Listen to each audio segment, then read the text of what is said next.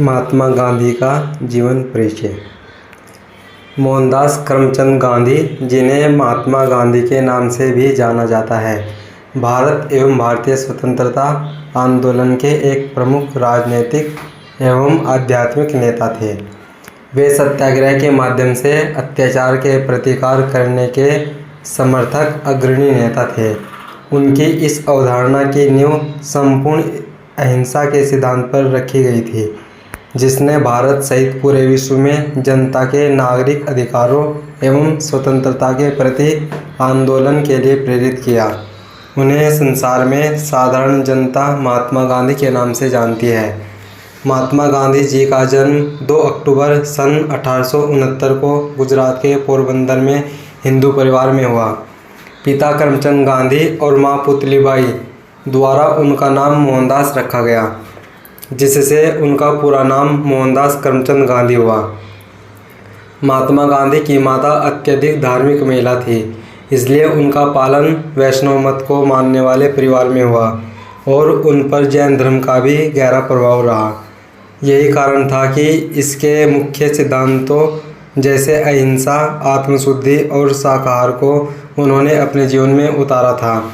मोहनदास शिक्षा के क्षेत्र में एक औसत दर्जे के विद्यार्थी रहे, लेकिन समय समय पर उन्होंने पुरस्कार और छात्रवृत्ति भी मिली। वे अंग्रेजी विषय में काफ़ी होनहार थे, लेकिन भूगोल जैसे विषयों में उनका प्रदर्शन अच्छा नहीं रहा। वहीं अंकगणित में वे मध्यम दर्जे के विद्यार्थी रहे और लिखावट के मामले में भी उन्हें अच्छी टिप्पणियां नहीं मिली। हालांकि गांधी जी अपने माता पिता की सेवा, घर के कार्यों में मां का हाथ बटाना, आज्ञा का पालन करना, सैर के लिए जाना, यह सब करते थे। लेकिन आपको यह जानकर आश्चर्य होगा कि महात्मा गांधी ने अपने जीवन के विद्रोही समय में गुप्त नास्तिकवाद को भी अपनाया, धूम्रपान और मांसाहार का सेवन भी किया। लेकिन उसके बाद उन्होंने इन सभी चीज़ों को जीवन में कभी नहीं दोहराने का दृढ़ निश्चय कर लिया। गांधी जी ने प्रहलाद और राजा हरिश्चंद्र को आदर्श के रूप में ग्रहण किया। महात्मा गांधी का विवाह मात्र 13 वर्ष की आयु में ही कर दिया गया था।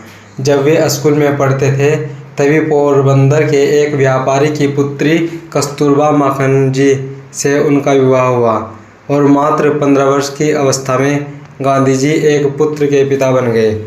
लेकिन वह पुत्र जीवित नहीं रहा। इस तरह गांधी जी के कुल 4 पुत्र हीरालाल, मनीलाल, रामदास और देवदास हुए। विवाह के पश्चात और स्कूल का जीवन समाप्त होने पर मुंबई के एक कॉलेज में कुछ दिन पढ़ने के बाद वे लंदन चले गए और उनकी आगे की शिक्षा दीक्षा लंदन में हुई। 3 वर्ष की शिक्षा के बाद वे बैरिस्टर बने। इसके बाद उनके जीवन की असल यात्रा शुरू हुई, जो अहिंसा आंदोलन से लेकर उनके राष्ट्रपिता बनने तक और उनके जीवन पर्यंत चलती रही। सन 1914 में गांधी जी भारत लौट आए। देशवासियों ने उनका भव्य स्वागत किया और उन्हें महात्मा पुकारना शुरू कर दिया। उन्होंने अगले 4 वर्ष भारतीय स्थिति का अध्ययन करने तथा उन लोगों को तैयार करने में बिताए जो सत्याग्रह के द्वारा भारत में प्रचलित सामाजिक व राजनीतिक बुराइयों को हटाने में उनका साथ दे सके। फरवरी 1919 में अंग्रेजों के बनाए रोलेट एक्ट कानून पर, जिसके तहत किसी भी व्यक्ति को बिना मुकदमा चलाए जेल भेजने का प्रावधान था, उन्होंने अंग्रेजों का विरोध किया। फिर गांधी जी ने सत्याग्रह आंदोलन की घोषणा कर दी। इसके परिणाम स्वरूप एक ऐसा राजनीतिक भूचाल आया जिसने 1919 के बसंत में समूचे उपमहाद्वीप को झकझोर दिया। इस सफलता से प्रेरणा लेकर महात्मा गांधी ने भारतीय स्वतंत्रता के लिए किए जाने वाले अन्य अभियानों में सत्याग्रह और अहिंसा के विरोध जारी रखे, जैसे कि असहयोग आंदोलन, नागरिक अवज्ञा आंदोलन, दांडी यात्रा तथा भारत छोड़ो आंदोलन। गांधी जी के इन सारे प्रयासों से भारत को 15 अगस्त 1947 को स्वतंत्रता मिल गई।